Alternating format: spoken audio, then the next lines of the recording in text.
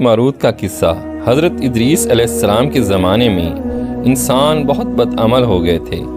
فرشتوں نے بارگاہ الہی میں عرض کیا کہ مولا انسان بہت بدکار ہے اور یہ خلافت کے لائق نہیں ہے، انہیں معزول کر دیا جائے یا کم از کم خلیفہ یہ رہیں اور وزیر ہم، تاکہ ہم ان کے بگڑے ہوئے کام سنبھال لیں۔ رب تعالیٰ کا ارشاد ہوا کہ اس کو غصہ اور شہوت دیا گیا ہے، جس سے زیادہ گناہ کرتا ہے، اگر یہ چیزیں تم کو ملیں تو تم بھی گناہ کرنے لگو۔ فرشتے بولے کہ مولا کریم، ہم تو گناہ کے پاس بھی نہ جائیں گے، خواہ کتنا ہی غصہ اور شہوت ہو۔ حکم رب ہوا کہ اچھا، تم اپنی جماعت میں سے اعلیٰ درجے کے پرہیزگار فرشتے چھانٹ لو، ان کو غصہ اور شہوت دے دیتے ہیں، پھر امتحان ہو جاوے گا۔ چنانچہ ہاروت اور ماروت جو بڑے ہی عبادت گزار فرشتے تھے، انتخاب میں آ گئے۔ حق تعالیٰ نے ان کو یہ چیزیں یعنی غصہ اور شہوت دے کر شہر بابل میں اتار دیا اور فرمایا کہ تم قاضی بن کے لوگوں کا فیصلہ کیا کرو گے اور روزانہ اسم اعظم کے ذریعے شام کو آسمان پر آ جایا کرو گے۔ یہ دونوں 1 مہینے تک ایسے ہی آتے جاتے رہے۔ اتنے عرصہ میں ان کے عدل و انصاف کا عام چرچا ہو گیا اور بہت مقدمے ان کے پاس آنے لگے۔ ایک روز ایک نہایت حسین و جمیل عورت نے، اس کا نام زہرہ تھا، یہ ملک فارس کی رہنے والی تھی، اس نے اپنے خاوند کے خلاف مقدمہ دائر کیا۔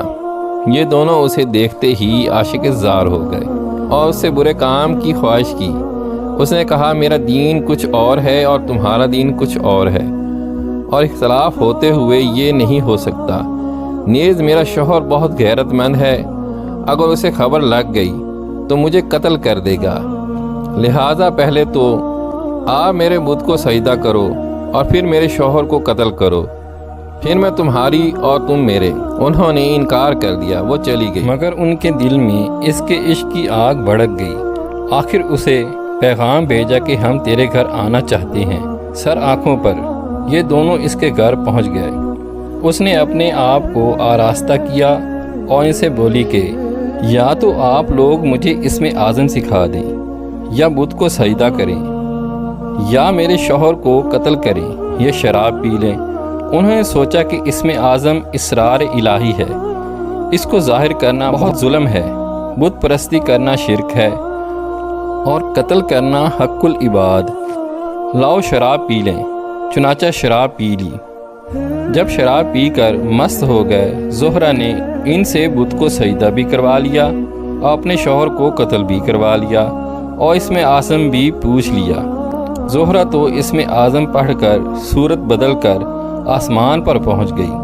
حق تعالیٰ نے اس کی روح کو زہرہ ستارے سے متصل کیا اور اس کی شکل زہرہ ستارے کی طرح ہو گئی۔ جب ان کا نشہ اترا تو یہ اسم اعظم بھول چکے تھے اور اپنے کیے پر نادم اور شرمندہ تھے۔ حق تعالیٰ نے فرشتوں سے فرمایا کہ انسان میری تجلی سے دور رہتا ہے۔ یہ دونوں شام کو حاضر بارگاہ ہوتے تھے، پھر بھی شہوت سے مغلوب ہو کر سب کچھ کر بیٹھے۔ اگر انسان سے گناہ سرزد ہو تو کیا تعجب ہے۔ تمام فرشتوں نے اپنی خطا کا اقرار کیا اور زمین والوں پر بجائے لعن طعن کرنے کے ان کے لیے دعائے مغفرت کرنے لگے۔ پھر یہ دونوں حضرت ادریس علیہ السلام کی بارگاہ میں حاضر ہوئے اور شفاعت کے طالب ہوئے۔ آپ نے ان کے حق میں دعائے مغفرت کی۔ بہت روز کے بعد حکم الہی آیا کہ ان کو اختیار دیجیے کہ یہ یا تو دنیاوی عذاب قبول کر لیں یا آخرت کا۔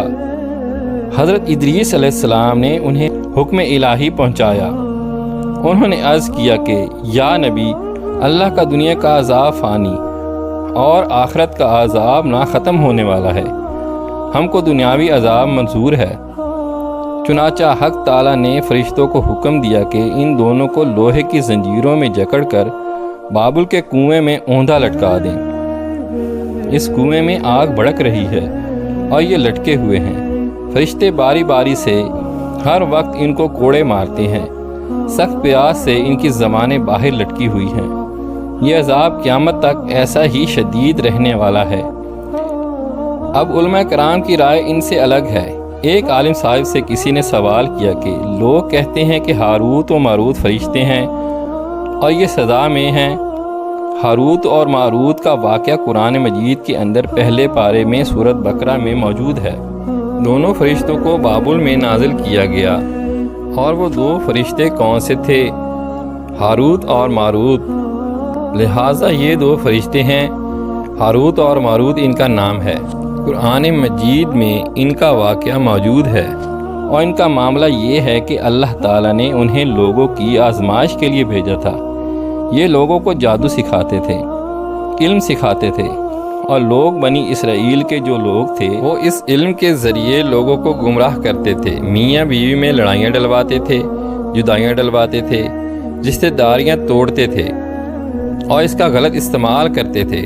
تو یہ جو فرشتے تھے یہ ان کو علم سکھاتے تھے، لیکن ساتھ میں یہ کہتے تھے کہ ہم تمہارے لیے آزمائش ہیں، کہ ہم آزمائش ہیں، خدا کی طرف سے امتحان ہیں، تو لہٰذا کفر نہ کرو، یہ جادو کے راستے پر اور یہ لوگوں میں فساد اور جدائیاں پیدا کرنے کے راستے پر نہ چلو۔ تو یہ اللہ تعالیٰ نے ان کو لوگوں کے امتحان اور آزمائش کے لیے اتارا تھا۔ تو یہ بنیادی طور پر جو قرآن مجید میں مذکورہ واقعہ ہے وہ اتنا ہے۔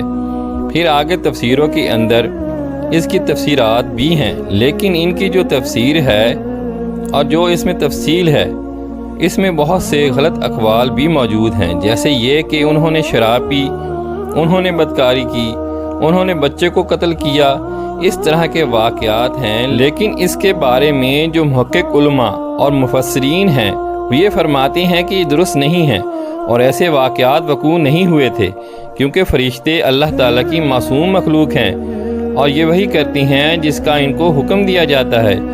اللہ تعالیٰ فرماتا ہے فرشتے وہی کرتے ہیں جو انہیں حکم دیا جاتا ہے، تو لہٰذا ان سے یہ جو معاصی کا صدور ہے، یہ جو گناہوں کا وقوع ہے، یہ نہیں ہوا تھا، بلکہ اللہ تعالیٰ نے ان کو امتحان کے لیے اتارا تھا، اور بنی اسرائیل کا ان کے ذریعے امتحان کیا گیا تھا، جس میں ان کی اکثریت ناکام ثابت ہوئی۔ انہوں نے وہ علم سیکھا اور اسے غلط مقاصد میں استعمال کیا۔